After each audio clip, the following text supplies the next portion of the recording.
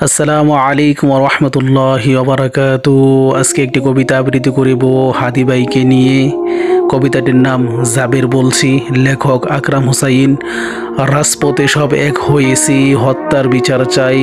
বুক পেতেছি করগুলি কর, ভয়ের কিছু নাই। গুলা বারুদ গিলে খাবো, ভয় করি না মরণ। দেশের তোরে জাতির তোরে করব শহীদ বরণ। দাসত্বকে ছিঁড়ে ফেলে পায়ে পিষে ভয়, বাংলার বুকে উদয় হবে ইনসাফের এই জয়।